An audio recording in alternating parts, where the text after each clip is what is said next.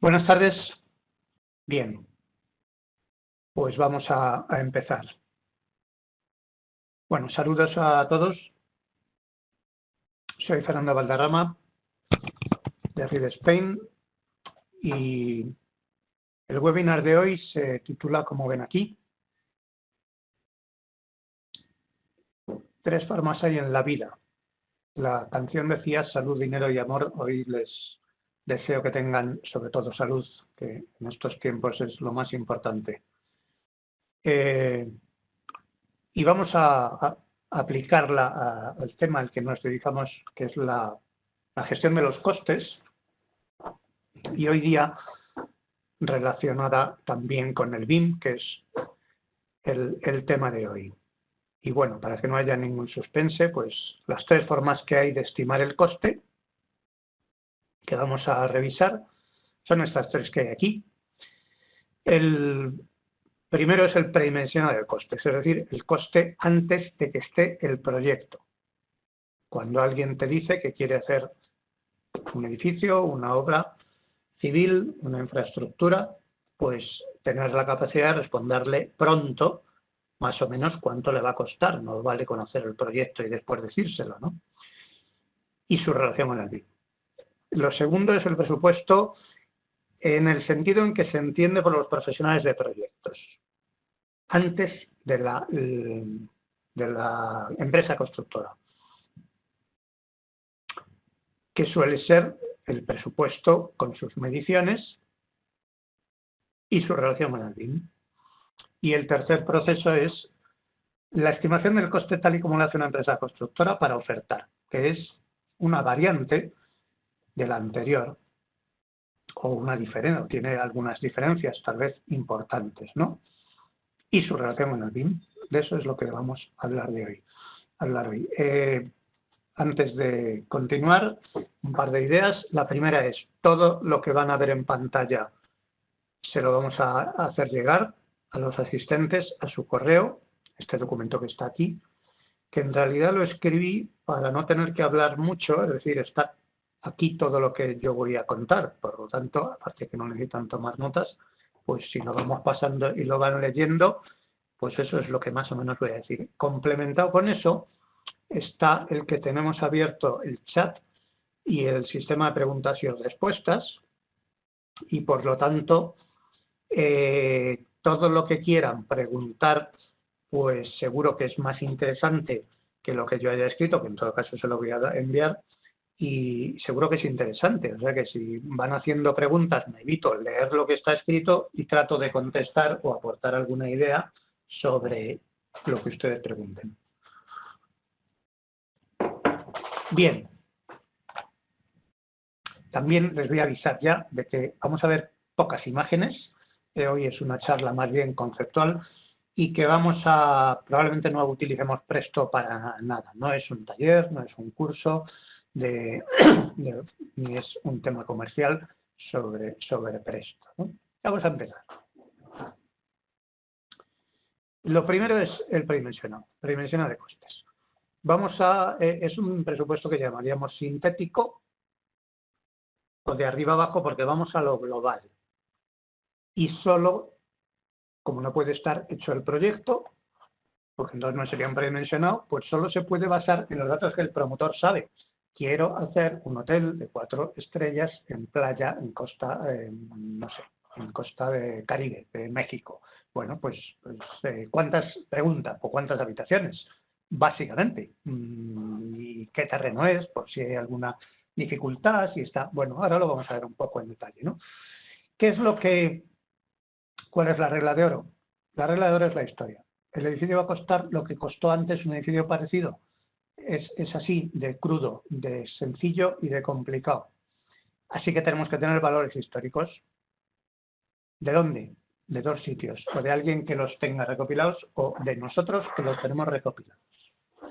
Esto es muy sencillo. Alguien pensaría que puede haber grandes trucos o grandes mecanismos. No, es que es así de fácil. Es preguntar cuánto costó antes un hotel parecido, una casa parecida, una iglesia parecida, una autopista parecida, ¿no?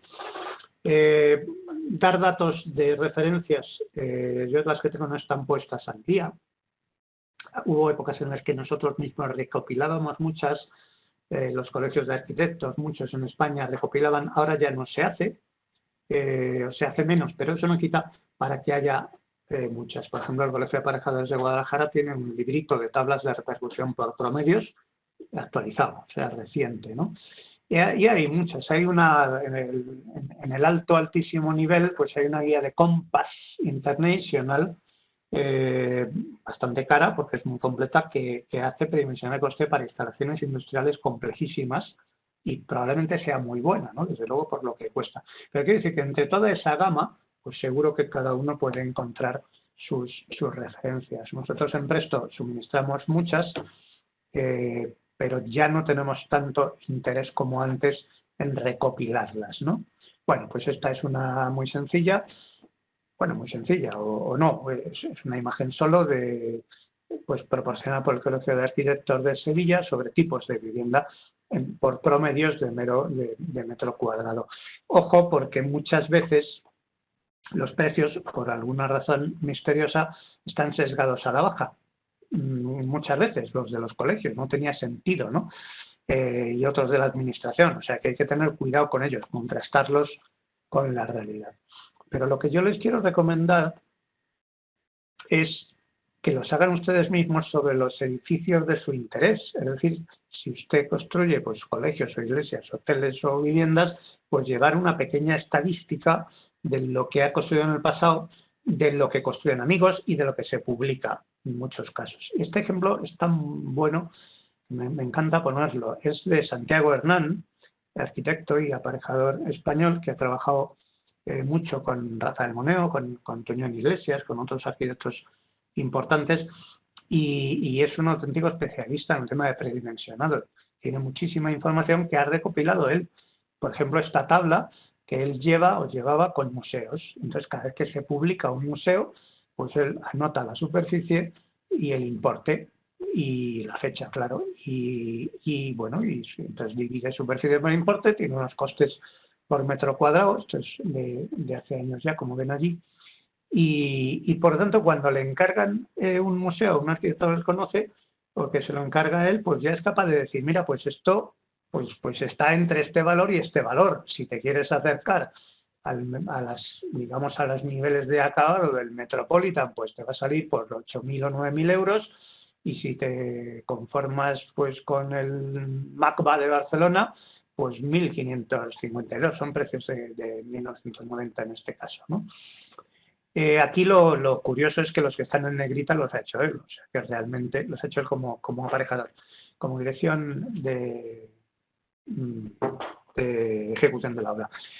Los que están en negrita, o sea que son muy importantes, ¿no? Ahí los ven. Pero ven que el método no es especialmente complicado, requiere simplemente pues un poco de sistemática, sin más, ¿no? Metodología, pues aquí hemos visto que hay un inductor del coste, suele haber un inductor principal del coste que habrán visto que es el metro cuadrado, es decir, dividimos coste por superficie y más o menos ese precio por metro cuadrado se puede aplicar a otras superficies. A eso lo llamamos inductor principal del coste. Hay otras formas de hacerlo, es muy típico en Estados Unidos el SEL y CORE. El edificio genérico y la adaptación a un uso. O sea, el metro cuadrado de edificio genérico en tal sitio, de tal tamaño, de tales dimensiones, y luego el plus de adaptar una sala a sala de audiencia, a cuarto de baño, a pasillo o almacén. Eso viene a ser SEL-ICORE. Es un sistema muy, muy inteligente. La separación de infraestructura y superestructura, diríamos, ¿no? Y ahora yo, si estuviéramos en una clase, les diría que piensen en qué otros inductores de coste se les ocurre que no sean el metro cuadrado para edificios y obras públicas. Es decir, de cómo se puede dar costes de referencia que no sean por metro cuadrado construido. Les dejo 10 segundos mientras bebo un poco de té. Y si alguien quiere escribir alguno por el chat, pues lo compartimos, y si no les enseño yo los míos. Les aseguro que hay muchos, no es un tema difícil de encontrar, por lo menos hay, bueno, hay muchísimos, pero yo les voy a contar 6 o 7 dentro de 10 segundos. Ratios, o sea, indicadores para usar como ratio en el coste de edificios o obras públicas que no sean el metro cuadrado. En España diríamos por 25 pesetas cada respuesta. Bueno, como veo que no hay ninguno, pues lo vamos a dar nosotros. Miren qué de ratios hay. Volumen construido. Claro, en edificios de volumetría importante el metro cuadrado no es relevante, ¿no? Metros cuadrados alquilables es otra forma de medir, que no es superficie construida. Los que tienen aquí, camas, habitaciones, asientos, butacas, plazas de aparcamiento, altura, torre estándar de oficinas. Claro, yo les preguntaría cuánto vale el metro de altura de una torre estándar de oficinas. Como seguramente no tendré ninguna respuesta, pues la torre estándar de oficinas, estándar quiere decir una torre exenta, de las que del tamaño que se suele hacer para que haya una cierta iluminación natural, un núcleo vertical, es decir, es un tamaño razonable, no es cualquiera, ¿no? Pues eso cuesta 1 millón de euros por metro. Si ustedes les encargan una torre de 200 metros, pues costará 200 millones, más o menos, ¿no? Quiero que vean que decir 200 millones es mucho más que no tener ni idea. O sea, aunque luego cueste 310, ¿vale? O sea, no... es mucho más importante tener una idea. Aquí arriba les traigo un ejemplo que es realmente curioso. Como el Ministerio de Fomento Español llegó a tener que limitar el coste de... Aquí tenemos una propuesta, valor de venta de las unidades. Bien, el valor de venta podría ser un ratio, pero cuidado porque la venta y el coste pueden estar muy desensamblados, ¿no? Por ejemplo, si hay tema de solar, ¿no? De terreno, que no estamos contabilizando. Bien, el Ministerio de Fomento llegó a tener que imponer límites al coste del AVE, del tren de alta velocidad por kilómetro. Esto es porque se había vuelto una locura el tema de los diseños y llegó a hacer una orden del día ese que está ahí, que la pueden buscar, donde dice cosas que a los equipos de proyecto debería sentirse mal, de que el Ministerio tuviera que llegar a decir cosas como las estructuras lineales de puentes, como decía, los puentes tendrán la longitud estrictamente necesaria. Imagínense a qué nivel habíamos llegado para que el Ministerio tenga que decir semejante obviedad, ¿no? Bueno, no se harán más túneles bitubulares que los estrictamente necesarios, ¿no? O sea, que había equipos de proyecto que ponían túneles bitubulares porque sí, en vez de el túnel. Bien, y aquí está limitado o definido a cuánto vale el metro de el kilómetro de línea de AVE, ¿no? Entre 1,10 y 1,35 millones de euros. Fíjense si eso que dependerá tanto de la orografía, de lo que sea, ¿no? Bueno, pues el Ministerio llegó a tener que poner eso. Bien, ajustes. Pues hay dos tipos de ajustes. Los primeros, los que lleve la propia metodología. Si nosotros tomamos una metodología, un librito, una referencia, pues nos dará unos ratios y luego nos dirá, pues ajustalo por el tamaño de la ciudad, por la renta per cápita del país, por la paridad del poder adquisitivo, por la fecha, por lo que sea, ¿no? Bueno, pues habrá unos internos que están en la metodología, pero más importante son los que no están en la metodología, porque nunca están todos. Es decir, el sentido común y la experiencia nos tienen que llevar a darnos cuenta que construir al borde de un acantilado no es lo mismo que una parcela llana, aunque en la metodología no lo diga. No es lo mismo, bueno, pues este tipo de cuestiones, ¿no? A veces, por ejemplo, el tamaño ni siquiera en la referencia dice, bueno, pues estos precios son por metro cuadrado para un edificio de 5.000 metros, pero si el edificio tiene 500 o 50.000, pues el precio unitario no es el mismo, ¿no? Aquí hay un ajuste de tamaño precisamente por diferencia del tamaño con el tamaño estándar, ¿no? Regularidad del diseño, nivel de prestaciones y acabados, condiciones del lugar, normativa. No es lo mismo un centro de proceso de datos Tier 3, Tier 4, Tier 5. Saludos, Carolina, que de esto sabes bastante. Intenciones del promotor. Es decir, si quiere un edificio de pues para el representativo o no, por ejemplo, si lo quiere vender o lo quiere alquilar, ese tipo de cosas que influyen muchísimo. Si lo quiere vender a 5 años, como suele ocurrir con centros comerciales, o 7, la durabilidad de los suelos y de otros materiales puede ser distinta que si lo va a mantener en propiedad 20 años o 50, ¿no? ¿Ven la idea? Y luego ajustes del entorno. Pues aquí copio unos de Pedro Pina, que hizo la tesis precisamente sobre sistemas de predimensional. Por cierto, decía que el inductor de coste debía ser el volumen, no la superficie.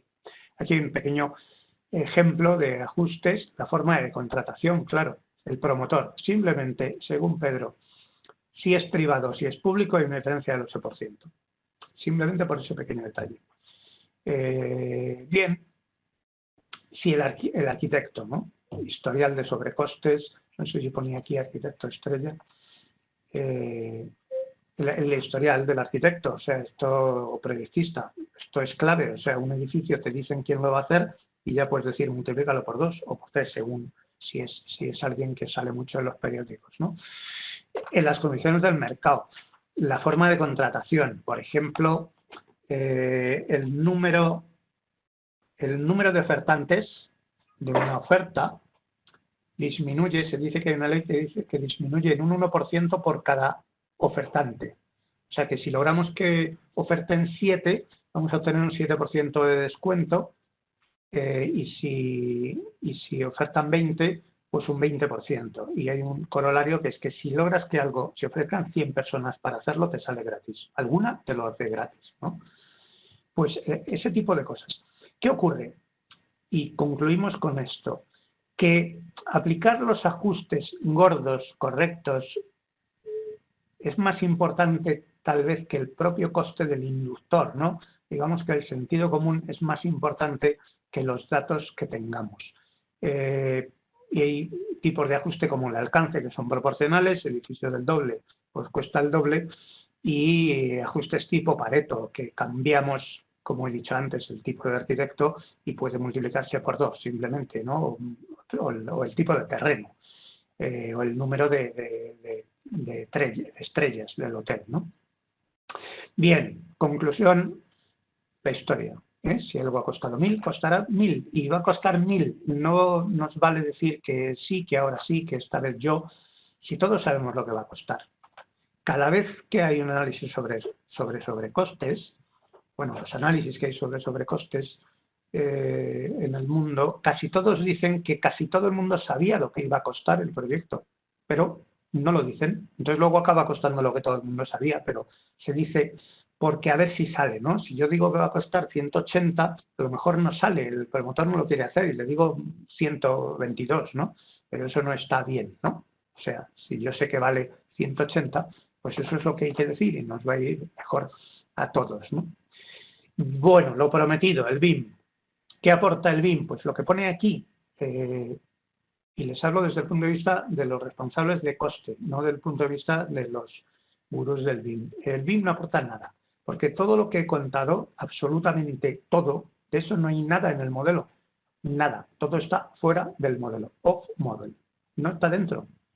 La superficie construida, pues no vamos a hacer un modelo BIM para saber la superficie construida, si ya nos lo han dicho. Quiero un hotel de 400 habitaciones, quiero una vivienda de 200 metros, quiero un colegio de 16 aulas, eso ya está. No sirve para nada. Eso sí, hay quien dice, no, pero la inteligencia artificial, me parece bien, seguro que hay muchas tesis y subvenciones sobre el tema, pero me alegraré mucho que haya modelos de inteligencia artificial. Pero la inteligencia artificial necesita datos, muchísimos datos. ¿Tenemos los datos? Pues de muchas cosas hay datos en el mundo, pero de costes reales de edificios construidos, pues no sé yo si el Big Data ha llegado ahí. No sé, a lo mejor lo hay, pero es muy difícil encontrarlos masivamente, ¿no? Uno puede tener los suyos, como he dicho antes, o ir buscando, pero puedes recopilar 100. Pero la inteligencia artificial necesita 2 millones. Bueno, pues ahí lo dejo. ¿El BIM que aporta? Nada.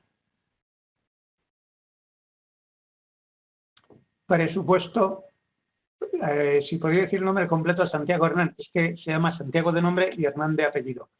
Es aparejador, arquitecto, ha hecho la tesis sobre la ampliación de los Jerónimos y, bueno, si alguien quiere me pide los datos, yo hablaría con Santiago y le pongo en contacto, encantado. Bien, vamos al presupuesto de equipo de proyecto, el presupuesto como documento del proyecto.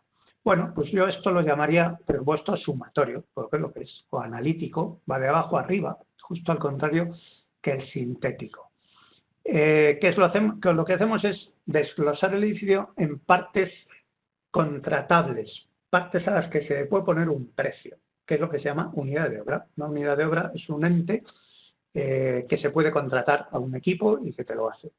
Y por tanto, ponerle un precio. Entonces dividimos el edificio en trocitos, partidas y unidades de obra lo mismo y análisis de precios unitarios, eso es lo mismo, ¿no?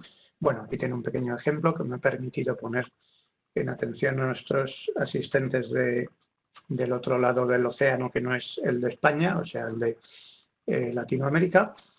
Pues es un edificio de Carlos Alberto Izaguirre, del libro Costes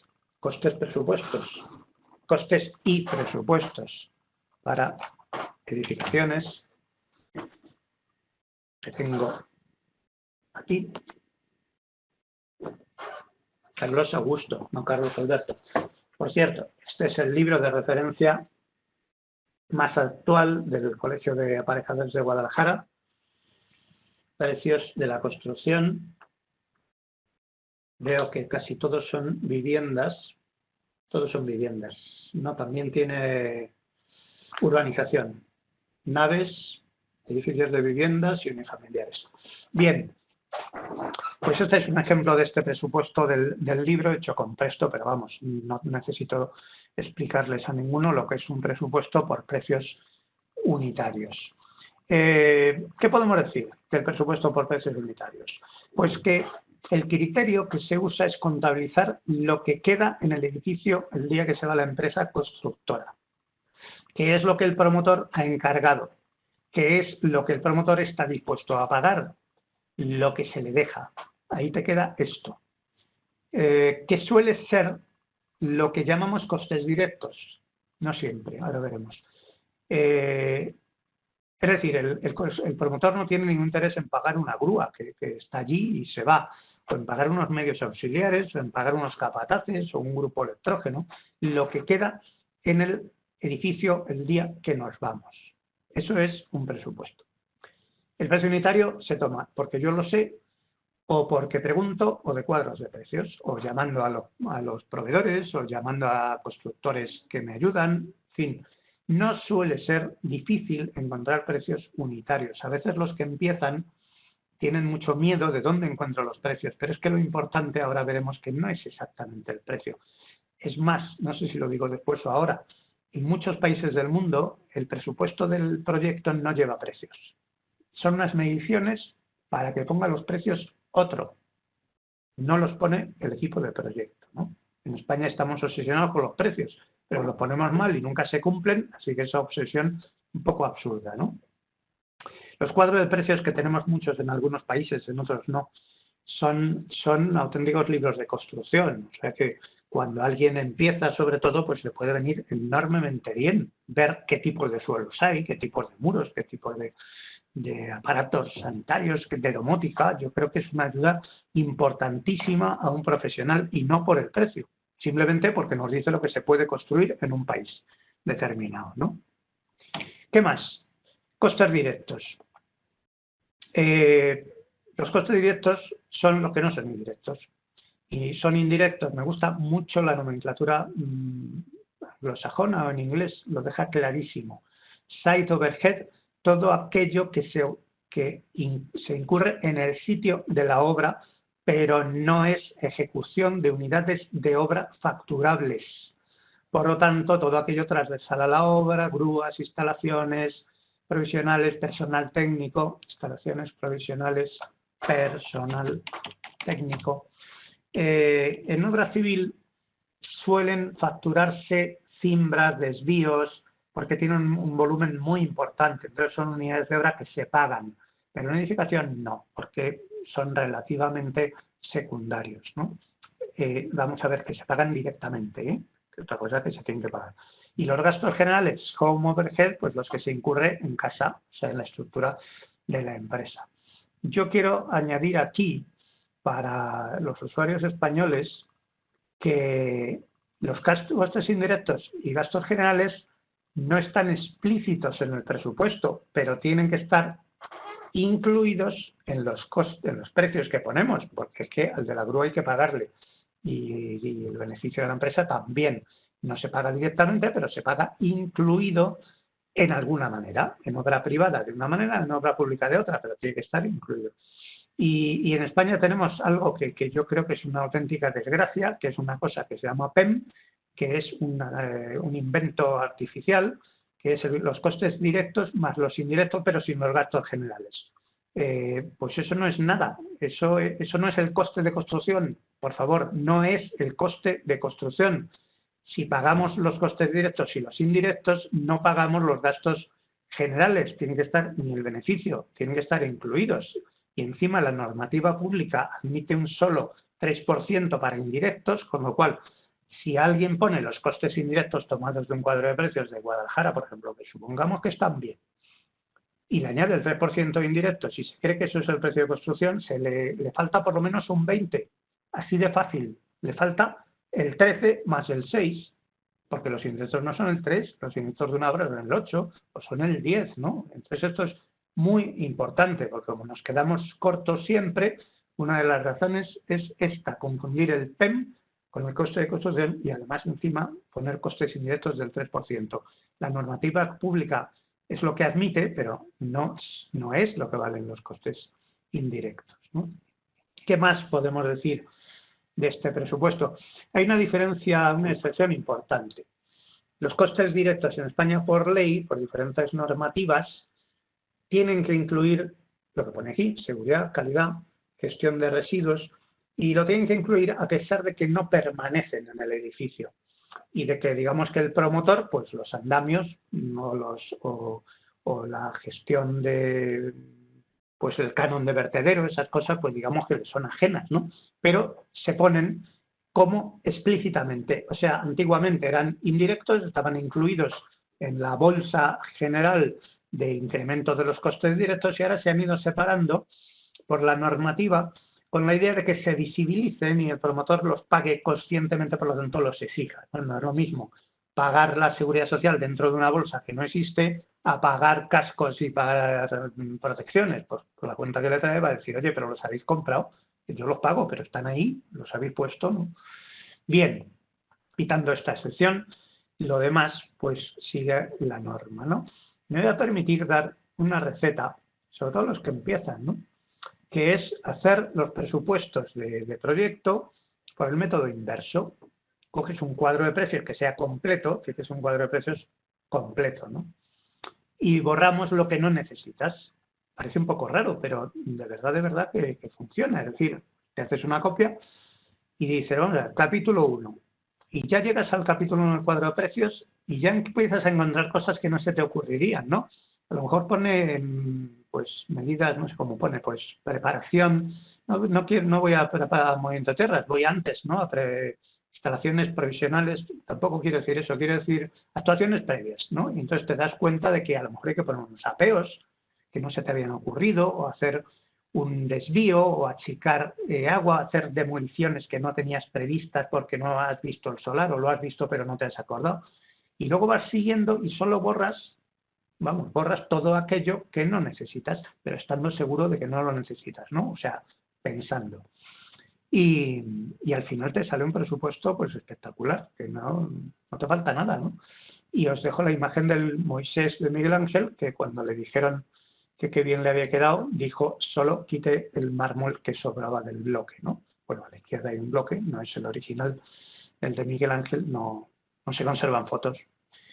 Bueno, pues si ahí borras, pues te acaba saliendo un presupuesto por precios auxiliares, por precios unitarios, ¿no?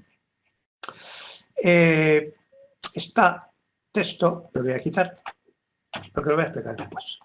¿Para qué sirve el presupuesto? Esto es muy importante y yo que doy muchos cursos, esta discusión puede llevar mucho tiempo porque nadie lo dice. Pero aquí se lo voy a decir yo ya. El presupuesto no es para saber el coste. Es tan sencillo como que es tarde para saber el coste. El coste lo tenemos que saber antes. El coste estimado. Y el coste real lo pondrá cada ofertante gratis. Le daremos un presupuesto sin precios y nos pondrá lo que va a cobrar. Es decir, el presupuesto vale para otra cosa. Como he dicho antes, hay países donde el equipo de proyectos no lo pone y además sería ilegal. En Estados Unidos sería ilegal que un proyectista diga lo que va a costar su proyecto. Lo tiene que decir un profesional independiente. En Reino Unido está el Quantity Surveyor, que tampoco pone precios, solo hace las mediciones. Lo hacen empresas, los precios, ¿no? ICOM con M y, bueno, muchas empresas se dedican a valorar proyectos de otros. Así que nos tenemos que quitar de la cabeza que el objetivo del presupuesto es saber el coste del proyecto.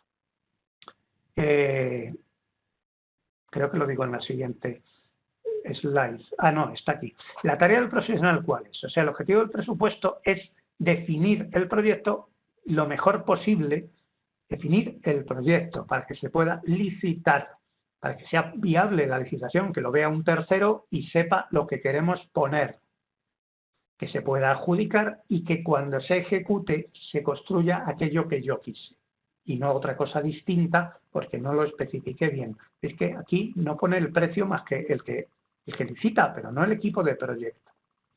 Y para ello hay que hacer dos cosas y en esto resumimos un curso muy largo de cómo se hace un presupuesto. Punto 1, incluir todos los componentes del edificio, aunque no estén en los planos o el modelo. Hay muchos elementos de los edificios que no se modelan o no se dibujan en los planos, pero no de ahora, de toda la vida, porque no es necesario, porque no es tradicional. Y, por supuesto, escribir los textos que definen las unidades de obra. El texto es muchísimo más barato de escribir que dibujar. Puedes poner un texto lo que quieras, el texto es contractual, los planos no, ni los pliegos de condiciones generalmente, ni las descomposiciones. Lo que es contractual es el texto de una unidad de obra. Si allí quieres que haya algo en el modelo, en el proyecto, lo más sencillo es ponerlo en el texto de la unidad de obra. Incluso esto y lo otro y lo de más allá, ¿no? Las descomposiciones de precios para el equipo de proyecto yo creo que es una inutilidad, o bien hay que hacerlas porque la administración lo pide en países que la administración está muy burocratizada, el nuestro es uno de ellos y algunos otros de habla hispana también, o por parte de la empresa constructora, por supuesto, pero el equipo de proyecto, la descomposición de precios, pues no es algo que le incumba, ¿no? Bueno, les dejo este texto de Flaubert, que no voy a leer, que se lee por sí mismo, para que recuerden esto de que se nos olvidan cosas, ¿no? No creo que a nadie se le olvide la escalera, como dice por aquí Flaubert. Esto es Flaubert, no soy yo. Flaubert, diccionario de tópicos se llama en español, y el que no sea arquitecto, que no se sienta excluido, se puede incluir aquí, O sea, cualquier profesional puede darse por aludido. Para que no se nos olvide, es que lo más importante de un presupuesto es que no se nos olvide nada. Unidad de obra olvidada igual a precio contradictorio, igual a algo que es muy caro y que nos va a costar un problema en la obra, ¿no? Bien, BIM, llegamos al BIM.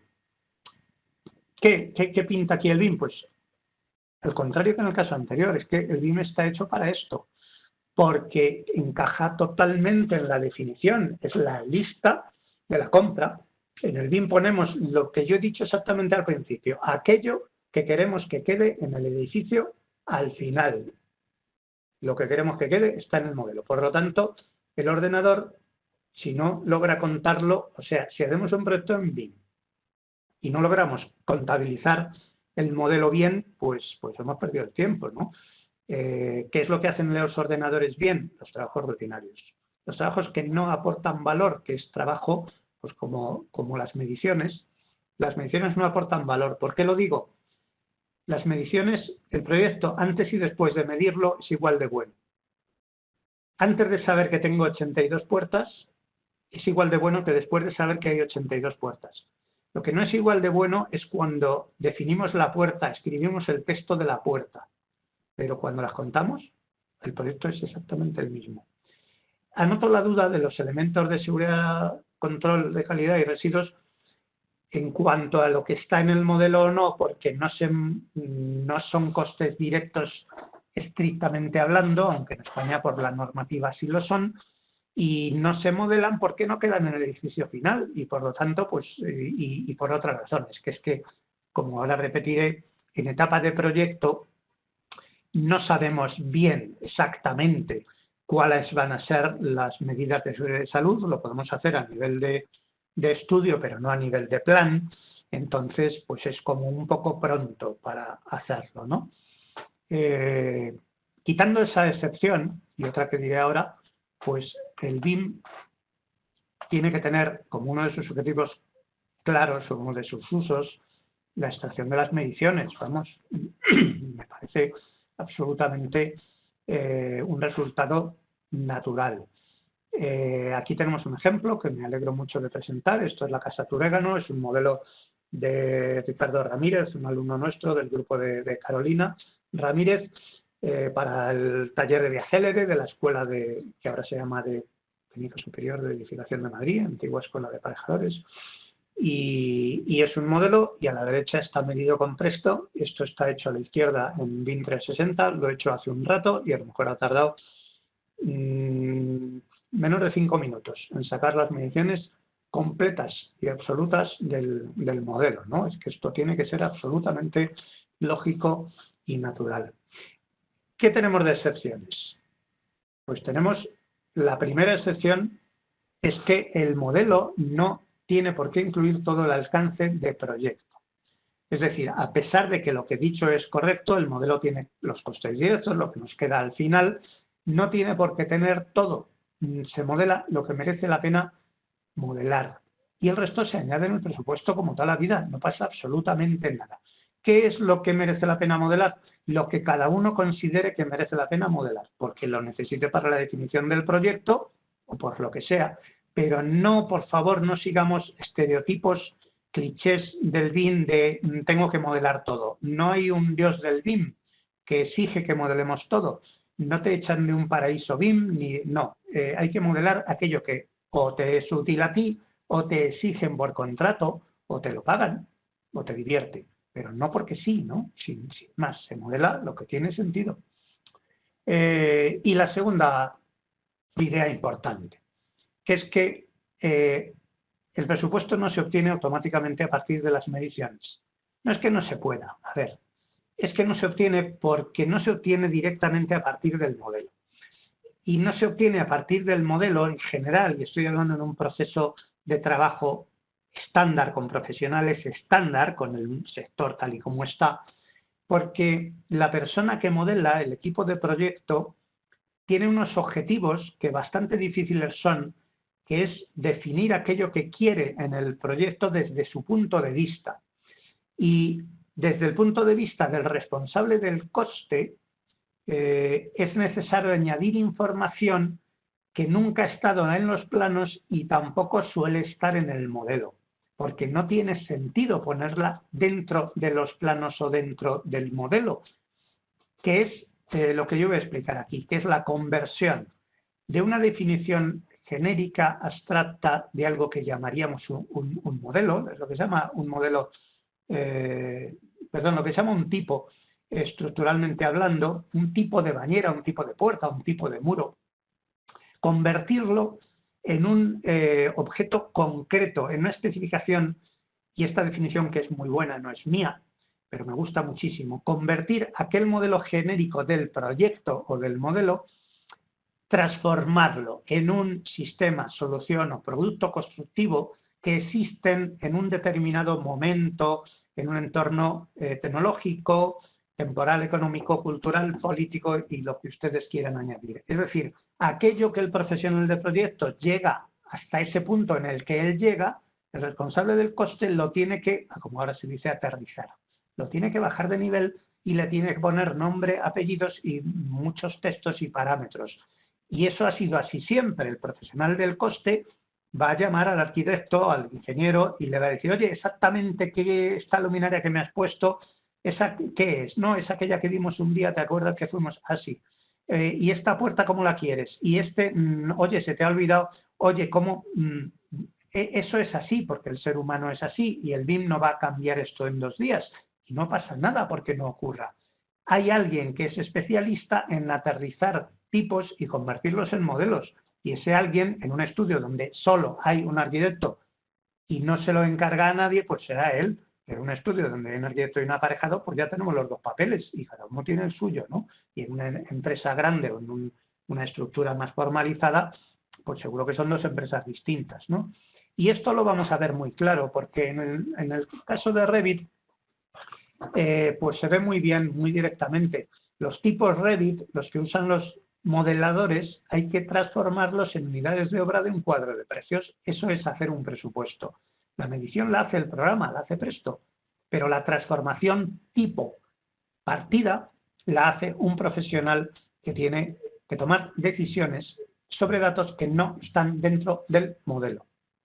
Y aquí a la izquierda hay un ejemplo de tipos del modelo de la Casa Turegano y a la derecha unidades de obra del cuadro de precios de Guadalajara, donde se ve súper clarísimo esta diferencia que uno hace entre, pues esto es muy claro, son 2 ejemplos del mismo modelo, pero no están sincronizados, no son paralelos. Topografía, superficie, pues excavación, en qué terreno, compacto, a máquina, a mano. El que hace el modelo va a decidir si se hace a máquina, a mano, si es compacto, si es que no es su momento, ¿no? El momento eso es otro. Bien, pues todo esto. La bañera, pues ¿cuál va a ser aquí? Pues el tabique exactamente. Esta tarea, lo bueno que tiene, y lo importante que tiene, es que no la va a hacer un ordenador en los próximos N años. Es decir, no va a sustituir al profesional en esta parte de la tarea. Lo que sí sustituye son las mediciones. Es decir, toda escuela donde se enseña a los alumnos a hacer mediciones, pues se pierde el tiempo, porque esto ya lo hace el ordenador y las mediciones, pues no es muy bonito, no es una tarea muy realizante, ¿no? Pero para eso están los ordenadores, no para esto, que es lo que es realmente difícil de hacer, ¿no? Esa transformación. Y ya que estamos en el BIM, pues vamos a decir 2 o 3 criterios que los que han llegado al mundo BIM y no venían del mundo del coste, que saben mucho de BIM, pero el mundo del coste no era el suyo, pues han difundido algunas ideas que no son suposiciones adecuadas o correctas o habituales en el mundo del presupuesto. Y que por lo menos yo tengo estas 3 aquí. Una de ellas, el presupuesto unitario asume que los costes son linealmente proporcionales a la cantidad. Eso no es así, no es lo mismo hacer 10 metros de algo que 10.000. Sin embargo, cuando hacemos un proyecto, asumimos que sí. Esta es una decisión de proyectos. Lo que el profesional de proyectos hace es elegir soluciones que tienen sentido. No vamos a poner 10 metros cuadrados de muro pantalla. No se hace así. No, pero sí que ponemos 500 o 2.000, porque es su rango de validez. Tenemos una lanza técnica escrita sobre eso explícitamente, porque hay cuadros de precios que han intentado variabilizar el coste variable y al final no sirve para nada. Es decir, si un muro, bueno, lo que pone, es decir, el profesional de precios presupone que el precio es limpiamente proporcional, directamente, linealmente a la cantidad. La segunda idea cada vez está más clara, pero durante años ha sido una lucha. Y ya lo he dicho, no hay que definir en el modelo, ni en el proyecto, ni en los planos, esto no tiene que ver con el BIM, es de toda la vida, los elementos que no aportan gráficamente nada para estimar el coste. Un zócalo, una pintura, un acabado, montones de cosas, lo que sea, que se pueden hacer de otra manera. Si yo quiero un zócalo, pues lo incorporo a la unidad de obra del suelo, siempre que sea del mismo material que el suelo o de un material razonable, ¿no? Incluyendo parte proporcional de zócalo. Ya está, no lo dibujas, ni lo pintas, ni nada, ni se ha hecho nunca, ni hay que hacerlo ahora. Y 1000 ejemplos más, ¿no? En fin, esto hoy está más claro que antes, ¿no? Y otro tema que es muy bonito y muy interesante El presupuesto de proyecto se centra en el objeto que queda, no en el proceso. Muchísimos profesionales que saben mucho lo han repetido cuando lo cuentan de verdad, ¿no? ¿Qué es lo importante? El objeto final, no el proceso. ¿Tengo yo que poner el encofrado en la viga? No. Ya lo pondrá el constructor. Yo quiero una viga, no quiero el encofrado. Si la hacen sin encofrado, a mí me da igual. Tengo que poner no se hormigonará en tiempo de heladas, está en la normativa. Si hormigonan en tiempo de heladas, pero echan un aditivo o ponen una estufa, pues lo tapan y la resistencia es la buena y yo la puedo medir, claro. ¿A mí qué más me da? Es decir, además la normativa legal en España nos cubre de eso. No tengo por qué poner lo que es razonable para la ejecución. Yo defino el objeto que quiero al final. ¿Por qué? ¿Qué tiene que ver esto con el BIM? Pues el objeto final, si es el mismo, no me interesa demasiado. Estoy hablando en general, ya he hecho una excepción para la obra civil, sobre encofrados, sobre accesos. Estoy hablando en general en edificación. No me interesa si se ejecuta de una manera o de otra. Por ejemplo, un muro de 2 metros, o de 3, o de 4, o de 14, si tiene la misma composición, es la misma unidad de obra en general. Ciertamente el muro de 14 necesitará un andamiaje, que el muro de 2 no. Bueno, vale, ya pondrá el precio del constructor. Yo quiero un muro. No me preocupa, sino imagínense un muro con la coronación inclinada como un muro de frontón de jugar a la pelota, o bueno, pues de frontón del Partenón, que también está inclinado. ¿Tendría yo que dividirlo en trocitos de 1 metro porque la altura es distinta, o de 10 metros, o de 8? No, es el mismo muro. No suframos por eso. Hay un ejemplo que circula por ahí de gente que por otro lado aprecio, pero que es erróneo.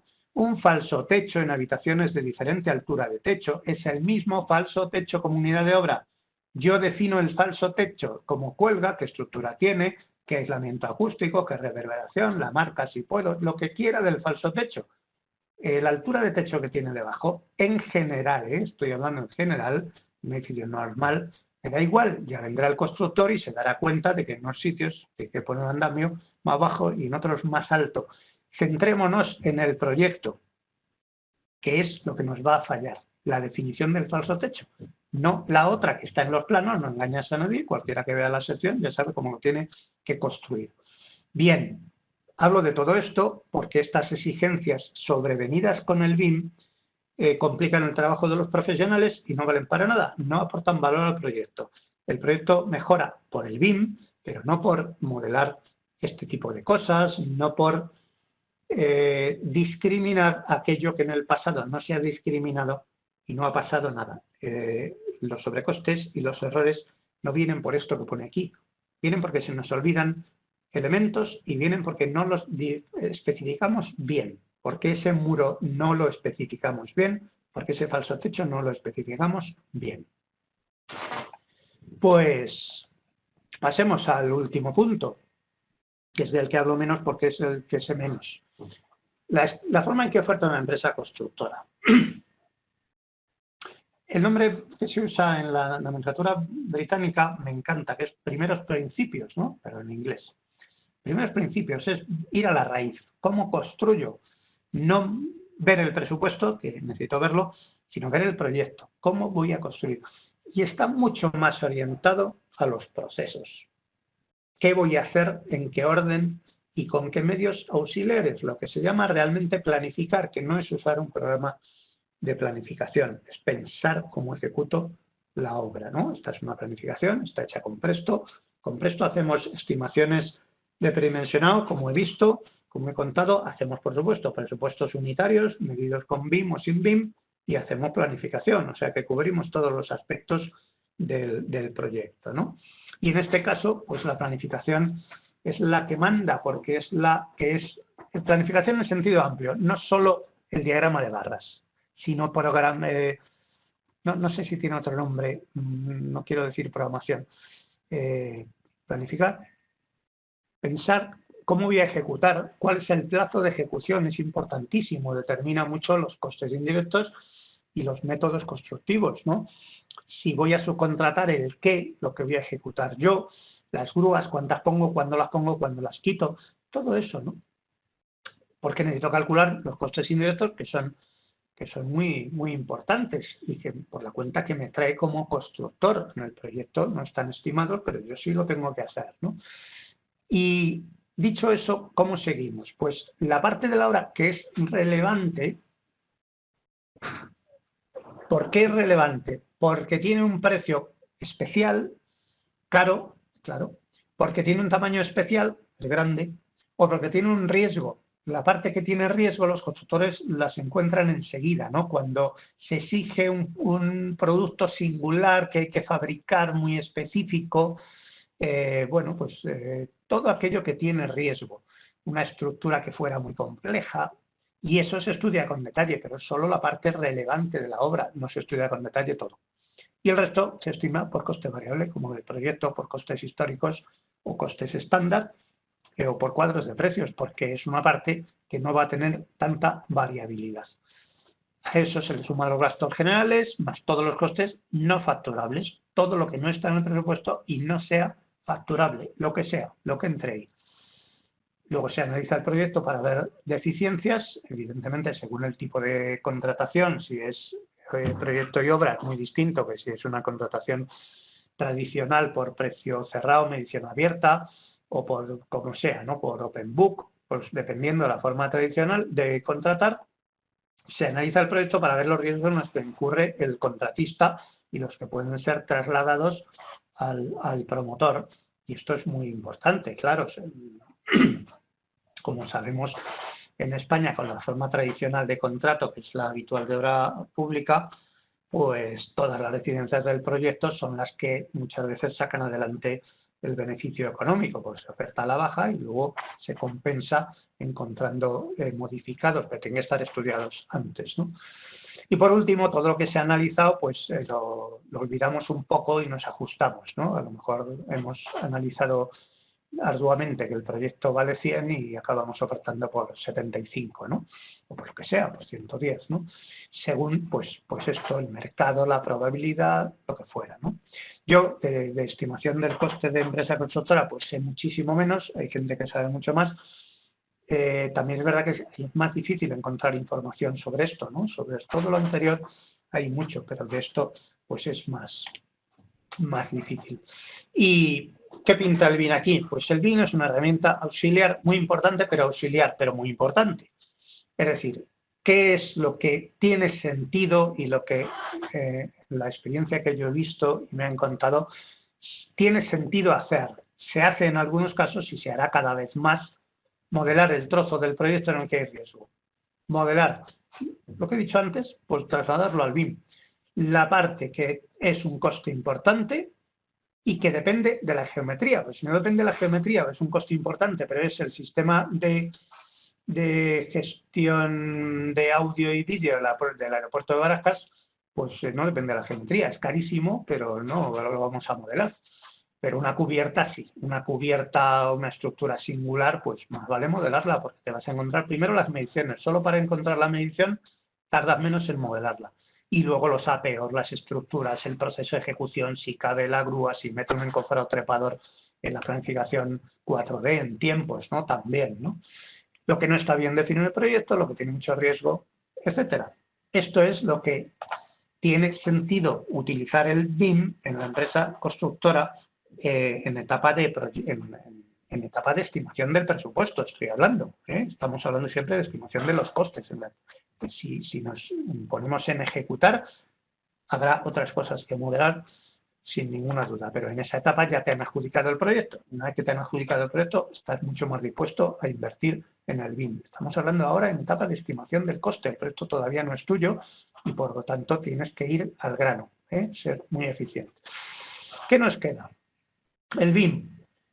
¿Qué papel juega? ¿Cuál es el pero del BIM? El pero, quitando el caso en el que el modelo no te lo dan, es decir, yo apunto el aeropuerto de México porque es un caso flagrante, supuestamente presentado como éxito BIM, que no es más que éxito de qué bien modelo, porque no se entregó el modelo BIM a los licitadores, ¿no? Con lo cual, pues BIM, con la I de información, pues no es mucho. Pero incluso aunque te den el modelo, la famosa discusión, modelo único, ¿no? Esto se ha hablado mucho y al principio había que hacer un modelo único que vale para todo. para el proyecto, para la construcción y para el facility management. Y si dices que no vale, vas a tener que discutir mucho con el mundo BIM. Pero cada vez hay más gente que dice que no vale, porque es que los objetivos vitales del equipo de diseño de la empresa constructora y de los operadores no se parecen en nada. Y yo me apoyo en alguien que es ya no es alguien como yo, que lo ve desde un rincón de la construcción, sino alguien que lo ve desde el mundo real, que es Ignacio Rincón, y que empieza a decir estas mismas cosas, y que se puede leer en ese enlace que les dejo. Y la tesis de Ignacio Rincón es muy rompedora, que es: si trabajamos en design, en BIM, en proyecto y obra, el BIM es fantástico, se tiene que hacer desde el principio, el modelo tiene que ser único y compartido por proyecto y constructora. Design en BIM, modelo único, para eso encaja en el BIM. Si hacemos contratación tradicional, por etapas, lo que dice Ignacio es: el modelo del equipo de proyecto tiene que ser lo más sencillo posible, el que le valga al equipo de proyecto, y no meterse en decisiones que habrá que hacer después con patentes, sistemas constructivos y procedimientos que literalmente no se saben, porque no está la empresa constructora elegida y a saber cómo lo va a hacer, ¿no? Esto es muy rompedor, muy innovador. Yo he tenido siempre esta idea y he tratado de decirlo, pero en el entorno BIM, digamos que no te lo permiten. A Ignacio, pues ahora se lo permiten, me parece fantástico. Es un tío muy bueno y bueno, pues les animo a que lean esto que dice. Además está en el mundo real de la construcción, de la empresa constructora. Y también con esto les quiero decir que, ¿cómo decirlo?, que hay que relajarse con el BIM. O sea, es que tiene que ser útil, tiene que simplificarnos la vida, tiene que ayudarnos, no tiene que ser una imposición que nos cuesta trabajo y no nos aporta nada, ¿no? Pues, ¿cuál es el final? Hemos descrito 3 modelos. Por cierto, debo esta charla, el haberla preparado, una idea de Jorge Guzmán de Chile, que me habló un poco de estas 3 cosas y de repente dije: ¿por qué no lo cuento en relación con el BIM? Y que luego preparé para una presentación de la Asociación para el Avance de la AACE, para el avance de la estimación de costes, que luego no pude impartir realmente por problemas tecnológicos. Dicho eso, estos 3 modelos me ha venido muy bien sin escribirlo, porque son 3 modelos muy, muy bonitos, ¿no? El empírico, basado en la realidad; el racionalista, basado en el conocimiento; y el pragmático, basado en el cómo lo hacemos. O el constructivo, se podría decir constructivo, porque filosóficamente también constructivo y matemáticamente es una palabra que tiene sentido, ¿no? Curiosamente, en nuestras escuelas, las de origen español, vamos a decir mediterráneo francés, sobre todo cartesiano, y las que se derivan de ellas, el único sistema que interesa es el racionalista. Es decir, un ratio es imposible, no se puede hablar de un ratio, no digo de costes, ni de tiempos, ni de calefacción, no. Los ratios no son del mundo académico. Es increíble como los alumnos de la escuela de aparejadores, y les cito, por supuesto, salen sin saber lo que vale construir por metro cuadrado. Vamos, como si ese dato no existiera. O sea, preguntas eso y se quedan pensando que qué tipo de pregunta es. O sea, ¿cómo es que hay un coste por metro cuadrado? De verdad no se sorprendan, que es que lo hago habitualmente. Y no es una pregunta, no es que no sepan el valor, es que no saben que hay un coste por metro cuadrado. Enseñamos eso que llamamos las bases del conocimiento, que el criterio es lo que pone aquí. Cuando llego a un edificio, es algo nuevo que no ha existido nunca. No hay una historia.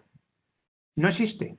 Pero como yo tengo unos conocimientos que son la base, ensamblo esos conocimientos desde cero, voy contabilizando ladrillitos, piececitas, los sumo todos y me sale un precio que nunca se ha obtenido jamás. Es decir, ni este edificio ha existido ni nadie podría saber nunca lo que cuesta. Pero con esa base de conocimiento lo construyo de abajo arriba. Ese es el modelo cartesiano. ¿Qué le pasa? Que fracasa. Fracasa primero porque nuestro conocimiento de la realidad es fragmentario. No tenemos todo el número de ladrillos. Y además no tenemos una visión holística. No sabemos que no vale lo mismo en la depresión económica de 2012 que en el 2008. Ni ahora, ni dentro de 2 años. A lo mejor eso le afecta un 40% al precio. Y eso en el método cartesiano pues no está, porque no cambia el número de ladrillos, ¿no? Es decir, por eso fracasa. Y sin embargo, cuando trabajamos con el método sintético para estimar el coste, acertamos muchísimo más y trabajamos muchísimo menos. O sea, si yo digo que, no lo voy a decir, pero si yo digo el coste de este edificio que veo que están haciendo enfrente de mi casa, va a ser este. No tengo que hacer muchos números para saber que el coste es ese, porque veo el tipo de, el nivel de acabados y los anuncios que están poniendo, el tipo de solar y 4 cosas más, y es que ese edificio yo sé lo que cuesta. Vamos, yo lo sé relativamente, pero cualquier profesional lo sabe, ¿no? Y el enfoque práctico, constructivo, pues es muy difícil de ver, porque lo que estudiamos en las escuelas y los profesionales de proyectos aprendemos es definir estados finales. El estado final, no nos importa cómo se llega a ese estado final, alguien llegará. Nuestra profesionalidad lo que hace es que elijamos algo, sistemas, diseños, quiero decir, que son viables, o sea, que sabemos que de alguna forma se pueden construir, porque sabemos lo suficiente, pero ya encontrará otro cómo se sube la viga allí arriba. Yo la pongo allí arriba, no sé si la subirán con una grúa, con 2 o con un vale. Y precisamente esa facilidad para encontrar el número de formas de construir algo viable se llama constructibilidad. O sea, un objeto de constructibilidad 0, pues es algo que se puede dibujar pero no construir. Hay muchas soluciones, o sea, muchos sistemas, muchos diseños que no se pueden construir, pues lo que llaman, por ejemplo, encofrado a hombre perdido, un encofrado que solo podría construir alguien que se quede dentro, o soldaduras de hombre perdido, bueno, pues una esfera dentro de otra esfera en el aire, ¿no? Pues vale, pues construyo la de dentro y luego ¿qué hago? Como hago la de fuera y que la de dentro se quede en el centro, ¿no? Lo puedo dibujar en 2 minutos, pero no se puede construir. Este final es de Herbert Simon, me gusta mucho, ¿no? Y Herbert Simon, me parece que es en las ciencias de lo artificial, que es de los primeros que empezó a hablar de inteligencia artificial hace ya 80 años o así. Y dice, un proyecto es lo que pone ahí, ¿no? Un plato de cocina del que damos la foto y otros tienen que encontrar la receta. También alguien dijo, y no sé quién es, y me gustaría saberlo, un proyecto es como la escena de un crimen, es el estado final de una situación y el ingeniero de ejecución o la empresa constructora tienen que encontrar cómo se llegó ahí, quién lo mató, ¿no? ¿Qué pasó? Desde un estado inalterado de la realidad, que es un solar vacío, ¿cómo llegamos a ese final del crimen, a ese final del postre o a ese final del edificio, ¿no? ¿Cómo buscamos ese proceso? Como generalmente aprendemos objetos y a dibujar objetos, sabemos sistemas de representación, el diédrico, la cónica, central y un montón de cosas, por lo menos se estudiaban antes, pero sabemos poco de representación de proyectos. Poco o nada, ¿no? De procesos, perdón, ¿no? Pues por eso nos cuesta muchísimo definir mucho más procesos que objetos. Y termino con este resumen que me gustó hacer, ¿no? Que salió de forma muy natural de los 3 métodos que he explicado, sintético, analítico y constructivo, pues cuál es su objetivo, cómo se hace, esto que tiene aquí, que para qué voy a leer, hemos llegado a la hora y solo voy a comentarles el final en el BIM, que era la mitad del objetivo del webinar de hoy. En el BIM, el método sintético, el BIM no aporta nada, en el analítico contabiliza la parte modelada y ya es bastante que lo haga, y en el pragmático ayuda a estudiar los riesgos. Espero que les haya sido útil esta presentación y solo vender mi libro, que muchas veces se me olvida, pero que ahí lo pongo, ¿no? De mediciones y presupuestos, que pueden encontrar en Amazon, donde habla muchísimo de sistemas de predimensionado de costes, con mucha información. No dice lo que hay que tener en cuenta, sino que da indicadores numéricos de cómo se tiene en cuenta, ¿no? Y también habla de otras cosas de presupuestos, y también otro libro que no pongo aquí, pero que está escrito por Aldo Matos y por mí sobre métodos de planificación, que también está en Amazon, que lo pueden encontrar por un lado, y por otra parte muchísima información sobre Presto y notas técnicas que pueden encontrar en nuestra página web de Riv Spain, que es esta que dejo aquí, y también mi correo y también el correo de Riv, que lo encuentran fácilmente, y como tenemos el correo de todos ustedes, les mandaré exactamente este texto que acaban de leer aquí, tan pronto como nuestro departamento de marketing lo procese. No he visto muchas preguntas, de hecho no he visto casi ninguna.